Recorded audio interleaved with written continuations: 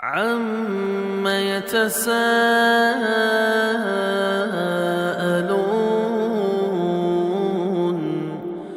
عَنِ النَّبَإِ الْعَظِيمِ الَّذِي هُمْ فِيهِ مُخْتَلِفُونَ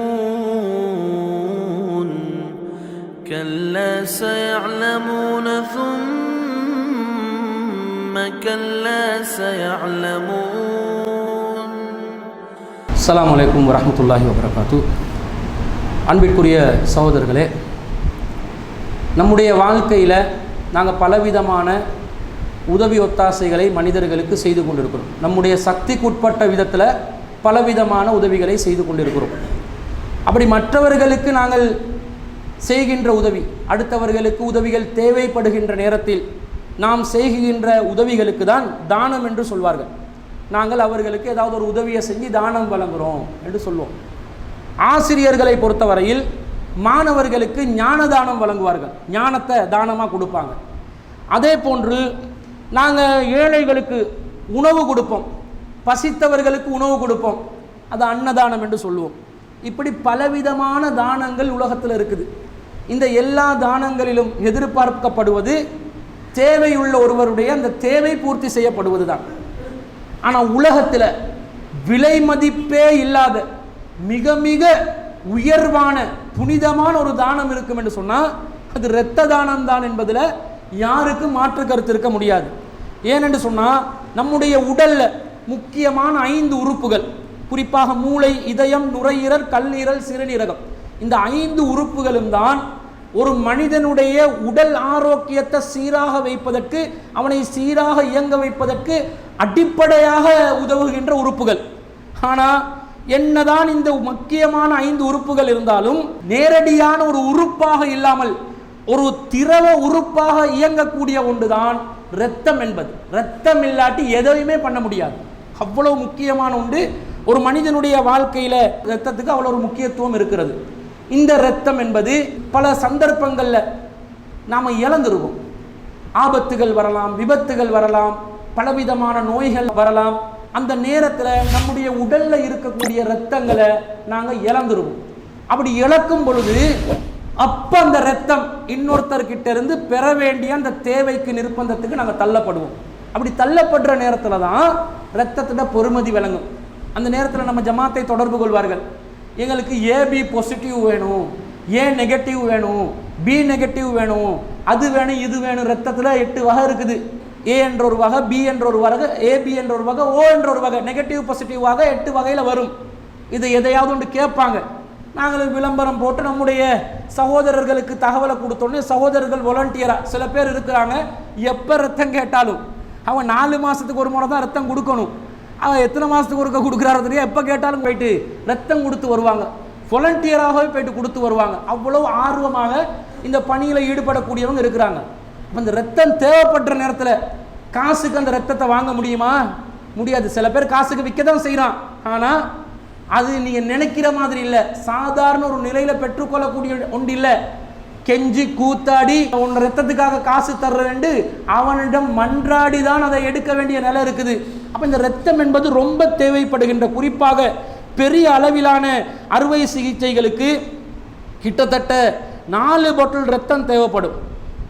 கல்லீரல், நுரையீரல், கர்ப்பப்பை அகற்றம், வயிறு, பெரிய புற்றுநோய் போன்ற பலவிதமான பெரிய அளவிலான சிகிச்சைகளுக்கு 6 முதல் 8 பாட்டில் ரத்தம் வேணும். அப்போ 8 பாட்டில் ரத்தம் வேணும் என்று சொன்னால் ஒருத்தர்கிட்ட 1 பாட்டில் ரத்தம் எடுக்கலாமா? எடுக்க இயலாது. 1 பாட்டில் என்று சொன்னால் 750 மில்லிலிட்டர். 750 மில்லிலிட்டர் ஒரு நபரிடமிருந்து எடுக்கலாம். அதிகமாக எவ்வளோ எடுக்கலாம்? ஒரு மனிதனுடைய உடலில் 5 லிட்டர் தான் ரத்தம் இருக்குது. 350 ml தான் எடுக்கலாம் ஒரு சந்தர்ப்பத்தில். 4 மாதத்துக்கு ஒரு தடவை 350 ml தான் ரத்தம் எடுக்கலாம். அப்போ ஒருத்தருக்கு 8 பாட்டில்னு சொன்னால் 750 × 8 அளவில் தேவைப்படுது. எங்கால கொடுக்கறது? யாரு கொடுக்கறது? 16-20 பேரை எடுத்து எத்தனை பேர்ட்ட ரிஜெக்ட் ஆகுமோ? ரத்தம் எடுத்தாலும் 50 கிலோவாவது உடம்புல எடை இருக்கணும். அதே போன்று அவனுக்கு இரத்த அழுத்தம் இருக்கக்கூடாது, நோய்கள், குறிப்பாக சில பாலியல் நோய்கள் இருக்கக்கூடாது. இது எல்லாத்தையும் பார்த்து தான் என்ன செய்வான்? ரத்தத்தை எடுப்பான். எவ்வளோ பெரிய ஒரு முக்கியமான ஒரு பணி ஒன்று இலங்கையில் நடக்குது தெரியுமா? உலகளாவிய அளவில் நடக்குது தெரியுமா? இந்த ரத்தத்தை எடுத்து இன்னொருத்தருக்கு கொடுக்கிற அந்த வேலையை செய்கிற இலங்கையில் இரத்த தான வங்கி இருக்குது. உண்மையில நாம் அனைவரும் நன்றி கடன் பட வேண்டிய ஒரு நிறுவனம் அது. இலங்கையில் இருக்கக்கூடிய அரசாங்க நிறுவனம் யாருக்கும் சப்போர்ட் பண்ணக்கூடிய ஒரு நிலை இருக்காது. ஏனென்றா ஊழல் மோசடி நிறைய இருக்கக்கூடிய நிலையை பார்க்குறோம். இரத்த வங்கியில என்ன ஊழல்? ரத்தத்தை எடுத்து அவன் எடுத்து கொடுத்துருவான், ரொம்ப கவனமாக எடுப்பான். எடுத்து அதை 4 டிகிரி -செல்சியஸில் பாதுகாத்து அதுலேருந்து பிளாஸ்மாவை தனியாக பிரித்து தீப்பத்தி யாராவது எரிஞ்சாங்கன்னு வைங்க, அவங்களுக்கு ரத்தத்தில் இருக்கிற பிளாஸ்மா தான் தனியாகவே கொடுக்கணும், மொத்த ரத்தத்தையும் கொடுக்க இயலாது. அந்த பிளாஸ்மா அவனுக்கு உடம்புல அவனோட தீக்காயங்கள் ஆத்துறதுக்கு தேவைப்படும். இந்த மாதிரி மிகப்பெரிய ஒரு நுணுக்கமான அறிவியல் சார்ந்த ஒரு பணியை இரத்த தான வங்கி ஆற்றிக்கொண்டிருப்பதை நாங்கள் பார்க்கிறோம். அப்ப ஒரு நபர் கிட்டத்தட்ட 3 மாதங்களுக்கு ஒரு முறை, குறைந்தபட்சம் 3 மாதங்களுக்கு ஒரு முறை, ஒரு வருடத்திற்கு 4 தடவையாவது இந்த இரத்தத்தை கொடுக்கறதுக்கு பழகி கொள்ளணும். நம்ம சமூகத்தில் ஆரம்பத்தில் சில பெரும் தலைகள் உலமாக்கள் என்ன சொன்னாங்க? ரத்தம் கொடுக்கிறது ஹராம் என்றெல்லாம் சொன்னாங்க. ரத்தம் ஹராம் என்று குர்ஆன்ல இருக்குது. ஹுர்ரிமத் அலைக்குமுல் மைத்தத வத்தம, ரத்தம் உங்களுக்கு தடுக்கப்பட்டுள்ளது, ரத்தம் குடிக்கிறது கூடாது. அதே நேரத்தில் இந்த ரத்தத்தை யாராவது டம்ளர் எடுத்து குடிக்க செய்யறோமா, மேலுக்கு ஏற்றுறதும் உடம்புக்கு ஏற்றக்கூடாது என்ற தடை வரும். ஆனால் நிர்பந்திக்கப்படுகிறோம். நிர்பந்திக்கப்படுகின்ற நேரத்தில் வமனில் துர்ர கைர பாயின் வலா ஆதின் ஃபலா இஸ்மா அலைஹி, யார் ஒருத்தர் வரம்பு மீறாமல் வழியே செல்லாமல் நிர்பந்திக்கப்படுகிறாரோ அவர் மீது எந்த குற்றமும் இல்லை என்றான் அல்லாஹ். நிர்பந்திக்கப்படுறவனுக்கு தான் ரத்தம் தேவை. அவன் உசுருக்கு போராடி கொண்டு இருப்பான், அறுவை சிகிச்சையில் இருப்பான், அவனுக்கு கொடுக்கணுமா இல்லையா? அப்ப அந்த நேரத்தில் அவன் உயிரை காக்கிறதுக்காக வேண்டி நாங்கள் ரத்தம் கொடுத்தோம் என்று சொன்னா, மன் அஹ்யன், யார் ஒரு மனிதனை வாழ வைக்கின்றானோ ஃபக அன்னமா அஹ்யன்னாஸ ஜமீஆ, அவன் ஒட்டுமொத்த மனித குலத்தையும் வாழ வைத்தவன் போன்றவனாவான். இப்ப இந்த காலத்துல ஒரு மனிதரை நாங்கள் வாழ வைக்கிற இந்த இரத்த தான பணியில் நாங்கள் ஈடுபட்டால் 800 கோடி மக்களை நாங்கள் வாழ வைத்த நன்மையை அடைந்து கொள்வோம். அத்தீனும் நசிஹா, இஸ்லாம் என்பது, தீன் என்பதே பிறர் நலம் நாடுவதுதான். எவ்வளவு முக்கியமான ஒரு பணி என்று விளங்குதா இல்லையா? விளங்குது. சில பேர் என்ன நினைச்சாங்கன்னா, இந்த தௌஹீத் ஜமாத்தால இரத்த தானம் செய்யறது அரசாங்கத்துக்கு மார்க்கு போட்டுக்கொள்ளன்னு நினைக்கிறாங்க. அரசாங்கம் நமக்கு மார்க்கு தந்தானா, தடை செஞ்சானா இல்லையா, விடுவிச்சானா இல்லையா, சிரமப்படுத்தினானா இல்லையா, அவங்கிட்ட மார்க்கு போடுறதுக்காக ரத்தம் கொடுக்கணும். அல்லாஹ் கிட்ட மார்க்கு போட்டுக்கொள்ளணும். அல்லாஹ் கிட்ட நன்மைகளை அடைந்து கொள்ள வேண்டும்.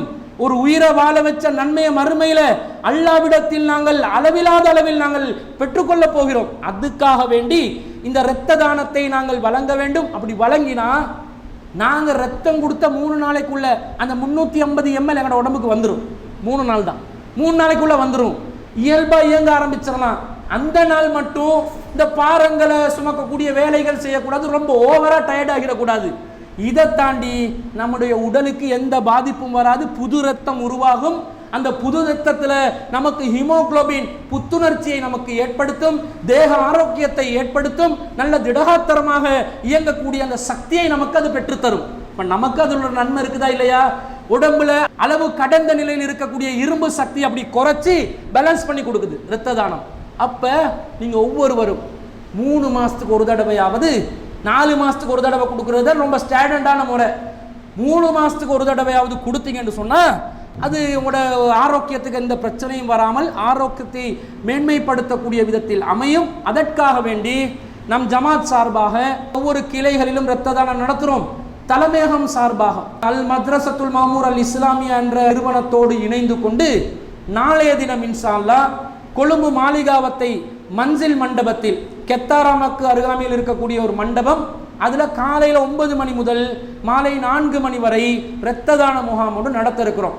அப்போ என்ன செய்யுங்க, எல்லாரும் ஆரோக்கியத்தை விரும்பக்கூடியவர்கள், அல்லாவிடத்தில் நன்மைகளை பெற்றுக்கொள்ள விரும்பக்கூடியவர்கள் உங்களோட ஐடென்டிட்டி கார்டையும் எடுத்துக்கொண்டு, பிளட் ப்ரெஷர் இல்லைன்னு சொன்னால் அல்லது மஞ்சக்காமா நோய் பிடிக்காதவங்களாக இருந்திருந்தா வந்துருங்க. ஏன்னா அந்த நோய் இருந்தவங்களோட ரத்தம் எடுக்க மாட்டாங்க.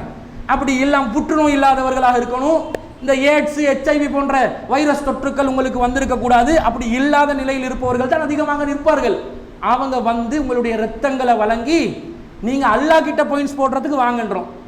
இலங்கை அரசாங்கத்துக்கோ இரத்த தான வங்கிக்கோ அல்ல, அல்லாஹ்விடத்தில் அளப்பரிய நன்மைகளை பெற்றுக்கொள்வதற்காக நீங்கள் அனைவரும் வருகை தர வேண்டும் என்பதை எதிர்பார்த்து உங்களுக்கு பொது அழைப்பை கொடுத்து கொண்டு விடை பெறுகிறேன். வாஹிரு தாவான அல்ஹம்துலில்லாஹி ரப்பில் ஆலமீன்.